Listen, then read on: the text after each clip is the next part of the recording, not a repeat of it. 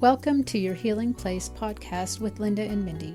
It is our desire to address common concerns of how abortion and faith intersect in order to validate the emotional pain and grief that abortion can bring and give hope that recovery is possible.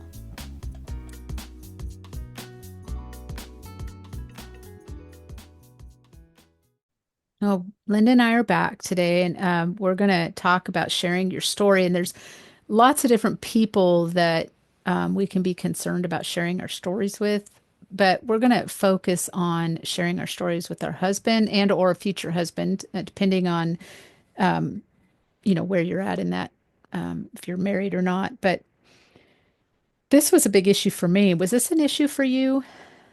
Yes, I did it early on, but it was very intimidating. Yes, before we Me, got married, you did what early on? shared with him about my abortion. Oh, okay. Yeah. What was the reason? What was kind of driving that? Why did you share that so soon? Well, for me, I was giving my testimony publicly out Oh, there in churches and on the radio and different things. So I wanted to be sure that he heard it from me personally before he just heard it out there. wow. And so it was different because, I mean, you'd shared it with a bunch of people. Right, right. What was different? About sharing it with him, well, Yeah. it's that thing that fear of being rejected, Mm. of him not understanding or thinking, no, damaged goods. No, thank you. I'm out of here. Right. Right. How far were you into the relationship? We only dated about a year before we got married, so it was somewhere in Okay. the first probably 2 or 3 months. Okay. That's not too different from my story. We were in our 30s when we met. Neither of us had been married. I had a daughter. I obviously had three abortions by that time. And I was kind of like you. I'm like, well, I'm going to tell him because, and from my perspective, it was like, I'm going to tell him and get this over with. If he's going to leave, let's have it be done now, instead Right, of right. later. And he didn't. He was so super gracious and is still super supportive of the work that I'm doing. But it was scary. It was intimidating because now, you're looking at this man and you're like, okay, I want to spend my life with him.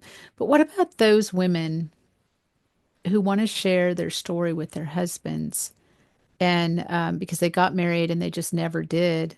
And now they're realizing God's wanting them to deal with their abortion and they can't, do they need to be sharing with their husband? And I know there's all manner of situation out there. Hmm. So I guess I don't even know where to take that because, it could be like we've talked, the pro-life husband, strongly pro-life, or it could be the abusive husband, or it could be, just a good, generally good relationship, or maybe it's a rocky relationship, but, Hmm. or maybe you're believers or he's not a believer. I mean, there's just so many variations, and I probably didn't even touch on all of them, but A what friend do of you think? mine still hasn't told her husband because it was the result of unfaithfulness while they were married. Oh gosh.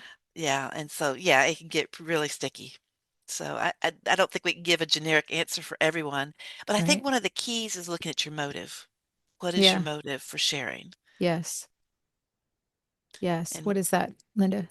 well, as far as a marriage goes, we're supposed to be the two or one, and Mm, secrets in general are not good in marriage right. because we're supposed to have that vulnerability. And as Hmm. long as there's walls up, you're not going to have that oneness. So I think a very legitimate motive is just being able to be vulnerable and real with him.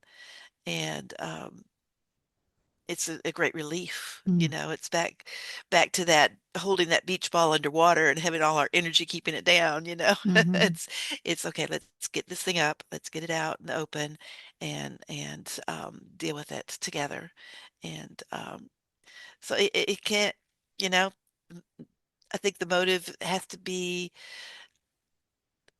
first off, I guess, obeying the Lord. It has to come from the Yeah. Lord. Yeah. Yeah, and be praying about it. And so what would be a wrong motive, do you think? Oh, a wrong motive, I think, could be poor me, kind of a pity Mm, thing, wanting to get pity or sympathy out of it, or getting our forgiveness from Him. instead of Mm, from the Lord first, until we know for sure that God has forgiven us. If we're looking to yeah. get that from Him, that's from the wrong place, just to affirm us that we're okay, that we're forgiven. So it has to flow, I think, out of our healing instead of trying to get our healing from another person. Yeah. James 1:5 says, if that we can ask God for wisdom. And so if Mm, we are unsure, if you are unsure of telling your husband, the best thing to do is go to God and ask him, is this something that I need to do? Is this the right time to do it? Is this the right place to do it? And is he in a place? And if you know your husband's like, if you're pretty certain he's not going to receive it well because maybe he's volatile in his behaviors, or I don't know, maybe he is strongly pro-life, I don't know, then I would just begin to pray, Lord, what is my motive? Ask the Lord to reveal your mm, motive to you. mhm, And that it's not of a selfish motive, but it's a one of obedience to him and love for your marriage. Because I think you bring up a really good point. When we keep secrets in our marriage, it really is a foothold for the enemy to get in there and, mhm, you know, cast shadows of doubt or distrust, or whatever those mhm, things are. And then mhm, the longer you hold a secret before telling, and then you do mm. tell because God Gets is really harder. pressing. Yeah, and God is really pressing. I mean, that then, He's like, why didn't you tell me before? yeah, Yeah. yeah. And so it's tricky, and I think you're right, there's no one answer for Mhm. anybody, but I think And I think making, anytime we tell anybody, we've got to give them room to process too.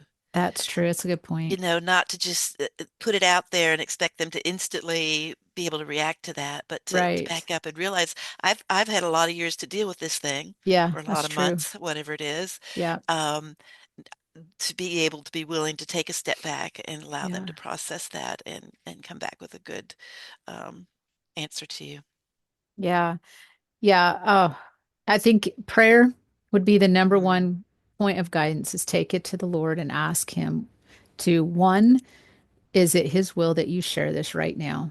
And two, what is your motive, to reveal your motive to you first? mhm, And then mhm. three, to prepare his heart. If indeed he Oh, wants you to tell him, then you want his heart being prepared. Lord, go before me and prepare his heart to receive this information so it doesn't hurt him. And it actually, he doesn't necessarily need to forgive you. This wasn't a sin against him unless it was his child.